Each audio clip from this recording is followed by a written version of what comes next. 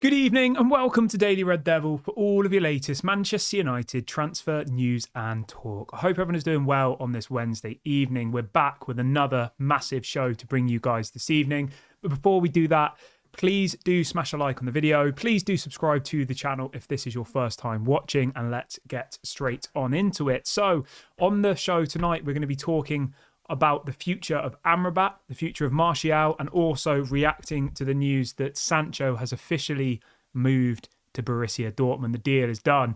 We'll also be talking a little bit about Hannibal Mejbri, who is on the brink of leaving as well. Lots and lots going on in the last couple of minutes around Manchester United. So as always, I invite you to get in the comment section. Let me know your thoughts on all things Manchester United. So let's start off with some breaking news that literally has just come out in the last 5 minutes, since I started the video. And this is coming from David Ornstein, who is, of course, a very reputable journalist for The Athletic here in the UK, nearly 3 million followers on Twitter.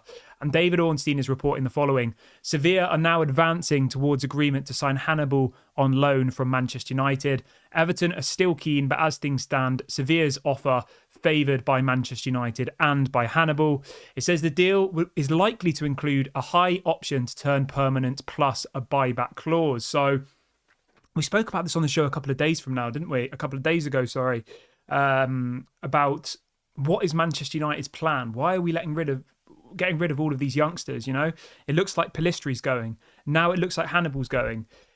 What are we doing? That's the question. Is Hannibal good enough to be a Manchester United player for the future? I don't know. But is he showing some potential to be good enough? I think he is. And we seem to be repeating this pattern over and over again of just getting rid of all of our good youngsters. And I think Hannibal is another example of this. I would say what? I mean, you can let me know in the comment section your answer to this, but I would say 90% of people in the Man United fan base would rather see Hannibal play than Scott McTominay. I mean, if there's a single person watching the show tonight who would rather see Scott McTominay week in, week out than someone like Hannibal, let me know in the comment section. Let me know your reasons why, because I always like to see people with differing opinions. But all of the Manchester United fans I've spoken to are sick to death of Scott McTominay, okay? He's 27 years of age. He's not a child, and he's not a kid anymore. He's not a teenager. He's not a youngster. He's a 27-year-old man, and he's not good enough. He's good enough to play for someone like Everton, maybe not even, maybe good enough for a Burnley, but he's not good enough to play week in, week out for a team, you know, of our standard. I know what people will say, well, our standard's rock bottom at the moment, but that's because we allow people like Scott McTominay to play week in, week out, you know? He's not a terrible player, but he's simply not good enough to be a first team starting player for United. And I think that's pretty obvious for all to see. And I think, you know, most people here tonight would much rather see Hannibal, I assume, than Scott McTominay in that midfield. Like, Scott McTominay offers us nothing. He'll get you a goal here and there, but those chances that he's converting, he's ultimately in the position where Rasmus Højlund should be to pick up the opportunities. That's the black and white of it, you know? He's pretty much playing as a second striker, which leaves our midfield completely open, leaves us susceptible to counter-attacks. And the amount of goals we've conceded this season from cutbacks where Scott McTominay should be marking somebody on the edge of our box and he doesn't, and then they score. Like, honestly, I counted, I think, about 6 or 7 this season already where we've conceded really, really easy cutbacks, and it's just not good enough. So the general gist of it is it looks like Hannibal will be leaving to Sevilla, and there will be a buy option in that contract, with also an option for Manchester United to kind of purchase him back, like a buyback clause. Yeah. Bob says Hannibal is too rash and will get lots of red cards. I'd get rid of him. Fair enough, mate. Obviously, that you're entitled to your opinion. I just think that he's 20 years of age. From what I've seen of him, he looks like a good player. I'm not going to hype him up and say he's world class, because he isn't at the moment. Hannibal is, I think, a squad player at this moment in time. I think the thing that just frustrates me the most is, right, I just don't think Scott McTominay is good enough to be getting the amount of game time that he is. That's the bit that annoys me. I'm not sat here saying that Hannibal's world class and I think that this is a massive mistake. I'm just saying it's frustrating that these young people like Hannibal are not getting opportunities. Like, that's the bit that annoys me, and that's the bit that upsets me, because for him to come on for 2 minutes, yeah, against Wigan, a League One side who are pretty much bottom of the table, and that's his only game time, I don't blame him for leaving, to be honest, because Erik ten Hag's clearly just obsessed with Scott McTominay. So let me know what you guys think in the comment section. do you think people like Hannibal, Pellistri, Ahmad, all of these youngsters should be getting game time? Or are you happy with the likes of McTominay, Rashford, Anthony being picked every single week? Let me know what you think in the comment section. Right, the next person we're going to talk about is Amrabat. And the Amrabat situation, again, I want to get you guys' opinions on this one because it's really, really open for debate. But the breaking news in the last kind of 10 or so minutes is that Manchester United have zero plans to sign Sofyan Amrabat permanently in the summer. I would agree with that, to be honest. I think Sofyan Amrabat's time at Manchester United so far has been underwhelming. Yes, I know we've got injuries. Yes, I know we haven't seen him in our best midfield so far. But from what I have seen of him, I don't think he's that good. I think, he was one of those players, right, which I'll be honest, in the summer, I thought was the missing piece of the puzzle. Maybe in another world where if you had Casemiro fit, Martinez fit, Amrabat playing, maybe he would have been the missing piece of the puzzle. But we're never going to know because by the time you've got Casemiro and Martinez back, Amrabat's obviously just gone off to Africa Cup of Nations, so we're not going to see him again until mid-February. By that point, if we're out of the League Cup, by that point our season could effectively be over. Realistically, I mean, some would argue that our season is over already. So far this season, he's played about the equivalent of about 9 or 10 matches. I think the best performance I saw from him was when he played at left back, and that kind of sums it up for me. I think he's an okay player. I'm just not sure whether he's good enough to warrant I think it's about 25 million euros we'd have to pay for him in the summer. Like, I'm not fully sold on that. But let me know in the comment section, guys. Do you think I'm being a little bit harsh on Amrabat? Do you think that, do you think that he deserves an opportunity post this summer? Or would you be happy to see him go? Daffyd says Amrabat hasn't been given enough time. I somewhat agree with you, mate. But we're in January now. He's been here since the summer. Like, how much time are we going to give him? We've only got another 4 or 5 months until we have to decide whether we want to sign him or not.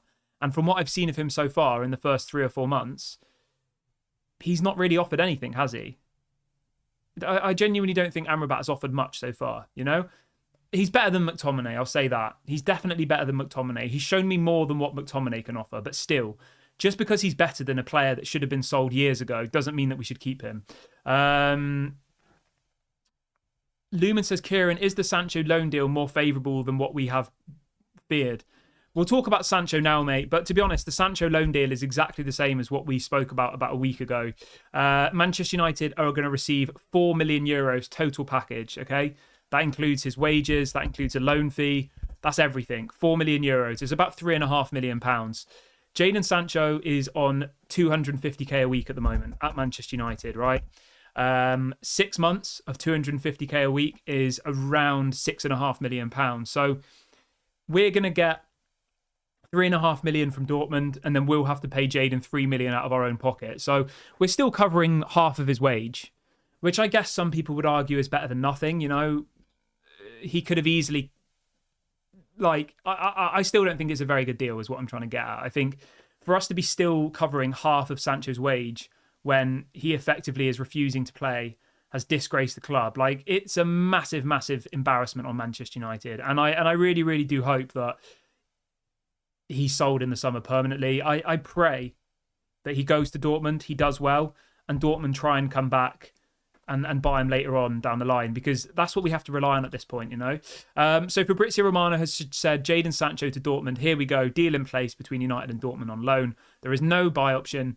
He says, I understand Sancho can now travel for medical. It says Dortmund will cover part of the salary plus loan fee. The total package is 4 million euros. So this came from Fabrizio Romano about 5 hours ago. So that's the deal. Let me know in the comment section what you think about that. Just to kind of summarise it really, really simply, Jadon's owed £6.5 million in wages for the rest of the season. Dortmund will pay him 3.5 and we'll pay him 3. So we're still paying him nearly half of his salary to effectively play football at another club. It's embarrassing, I think. And you know what? All we can say is we need to learn from this. And I've seen people on my Twitter feed this afternoon, right, saying, oh, I'm so glad there's no buy option. I can't wait for Jadon to be back in the summer when Ten Hag's sacked. I don't want Jadon Sancho back at Manchester United. Somebody who does this to the club and does this to the fan base does not deserve to have a future at Manchester United. I'm sorry. I don't care whether Erik ten Hag's right or Jadon Sancho's right. You don't call out a manager on Twitter and then refuse to apologise to your team, to your fans, and to your manager, and then expect to have a future. Like, that's just not how the world works. You're paid more money than, I think the average wage in the UK is about £25,000 a year, right? He's paid 10 times that per week, and he can't even apologise for calling out a manager on Twitter. I mean, that's just embarrassing, and that's not what we want at our club. It's not an image we want to portray from Manchester United. I mean, do we want our youngsters, in the academy to... do we want the youngsters in the academy to look at Jadon Sancho and think that that's all right? I don't want that. It needs to change. Chris says, I've not seen enough of Amrabat, Mainu and Bruno. I mean, I don't think you ever will, mate, to be honest, Chris. I agree with you, but Erik ten Hag seems reluctant to play Amrabat. Obviously, he's been ill a bit. He's been injured. He's now gone off to Africa Cup of Nations. As I said, we're not going to see Amrabat probably till mid-February. Morocco are the favourites to win the Africa Cup of Nations. They've got a really, really good chance of winning the AFCON. So when is the Africa Cup of Nations final? Let me just check quickly for you. The Africa Cup of Nations final is the 11th of February. So, I mean, if Morocco go all the way to the final, right, I imagine that he'll have a bit of time off straight after the final, like a couple of days at least, to come back from wherever the final is in Africa and kind of, readjust to British, come back to the time differences and all the rest of it. I'm just having a look what games we've got in February. I know we don't have that many fixtures in January, to be fair, so it's not like he's actually missing that much, but he'll be missing the Tottenham game, the FA Cup, the Wolves game, the West Ham game, the Aston Villa game, and then probably also the Luton game. I mean, by that point, we'll probably only have about 15 games left in our season, roughly, in the Premier League. And if we're out of the FA Cup by that point, it will literally be 15 matches left. Casemiro will be back. Mason Mount will be back. Eriksen will be back. Mainu's obviously pretty much a starter now. Scott McTominay's a starter. Like, I just don't think Amrabat's going to get any game time now. And I think that him going to Africa Cup of Nations, obviously you have to respect, people's country, playing for your country is like such an honour, such an important thing. But I think his time is over at Manchester United.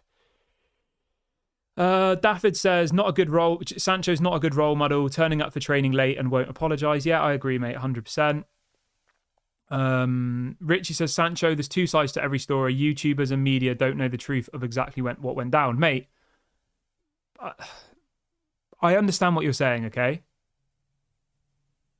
But are you honestly telling me that it's all right for a player to go on Twitter and call out the manager, disgrace the club, and then refuse to apologise to not only the manager, but the fans and the rest of the team? That's what Erik ten Hag wanted. He wanted Sancho to apologise to the rest of the people around him, okay? So for you to say, oh, we don't know what happened, like, can you genuinely get behind Jadon Sancho? Like, I just don't understand it.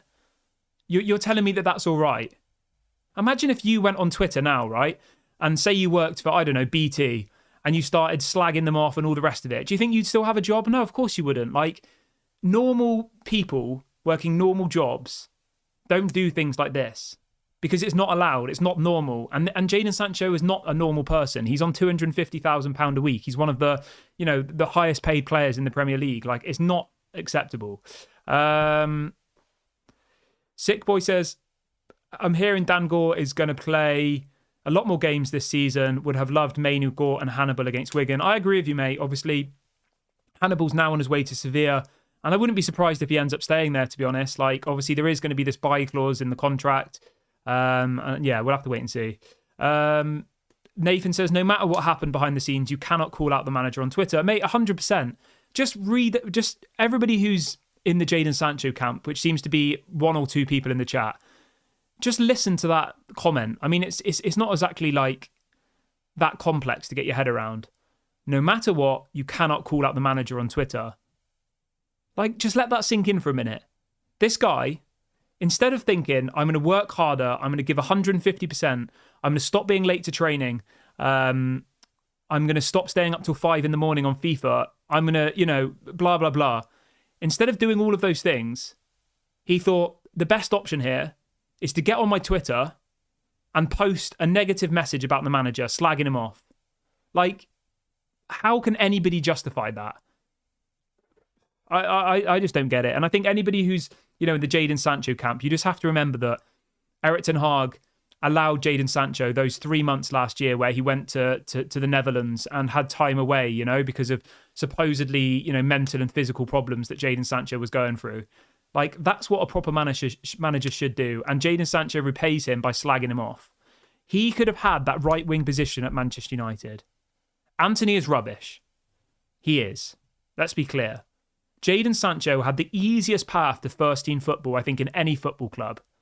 He could have easily walked into that right-wing position. And I think he would have if he wasn't late for training, if he tried hard and he actually, got on with it. But obviously, if you disagree, if you think Sancho's in the right, then that's obviously up to you. Right, let's talk a little bit about Anthony Martial. Everybody who's just joined, please smash a like on the video. We've set a target of 200 likes for today's video, so please do like the video right now if you haven't already. It doesn't cost any money, it's completely free. The more people that like the video, the more people that are shown it by YouTube's algorithm, so please do like. And if you are new, obviously subscribe as well.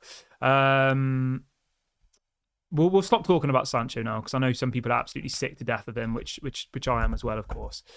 Right, let's talk a little bit about Anthony Martial. So the breaking news coming out from Sky Sports is that apparently Anthony Martial...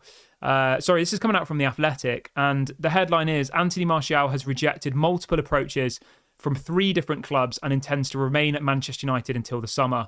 So apparently in the last couple of days, Marseille, Fenerbahce and clubs in the Saudi Pro League have tried to sign Anthony Martial. He's rejected all of the approaches and wants to stay at Manchester United. Now, I think it's very, very obvious why he wants to stay at Manchester United. For anybody who's unaware, he's got 6 months, not even now. He's got 5 months left on his current contract.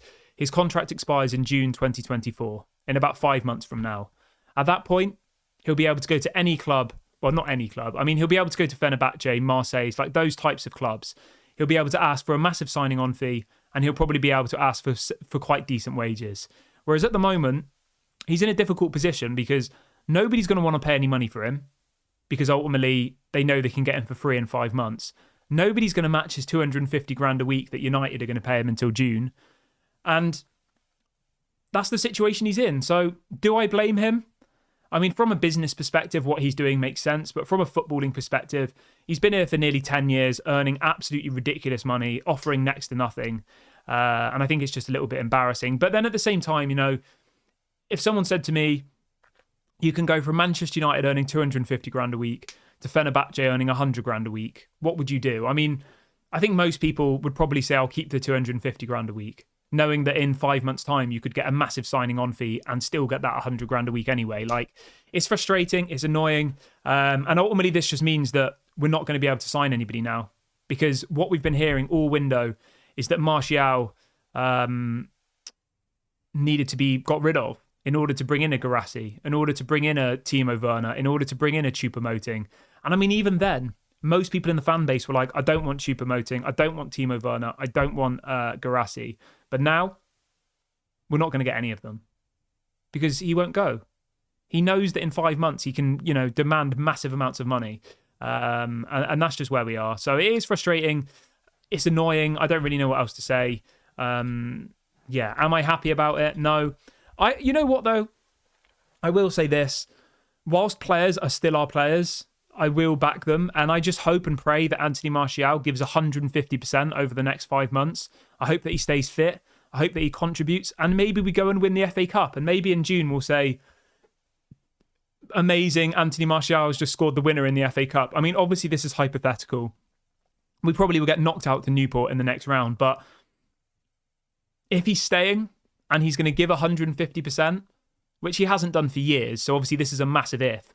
But if he is going to stay and he is going to, give 150%, he's going to make sure he doesn't, I mean, obviously you can't make sure you don't get injured, but he does everything he can to stay fit, and we get a bit of luck, then I think Anthony Martial can contribute in the second half of the season because he is a half-decent player.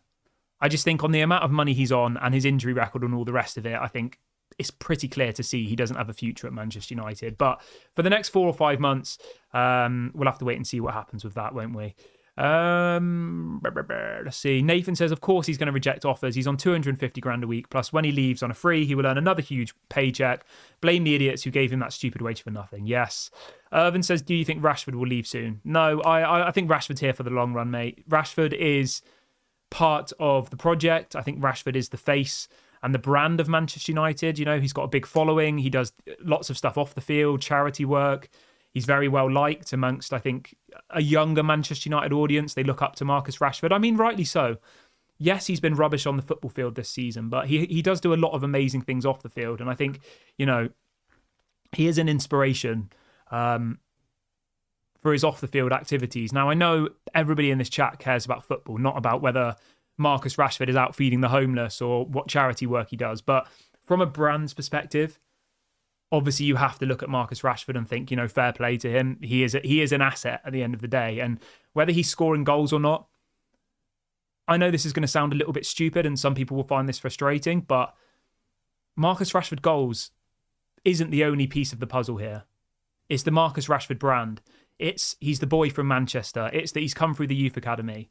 Those are all the bits that you have to remember in this conversation.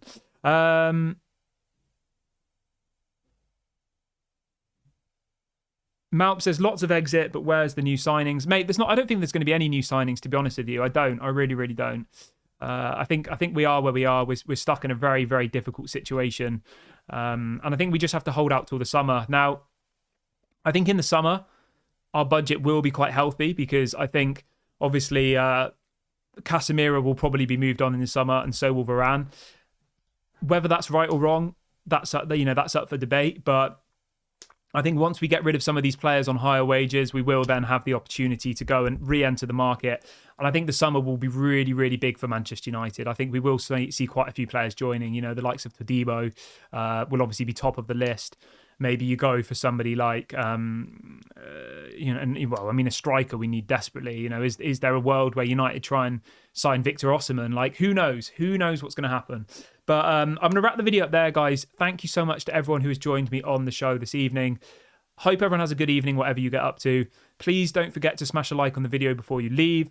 Please do subscribe to the channel if this is your first time watching. This has been Daily Red Devil. Have a good night, everybody. I'll speak to you all at 11 a.m. UK time tomorrow. New time for the show going forward. It's 11 a.m. So 11 a.m. I'll speak to you guys tomorrow. Have a nice evening.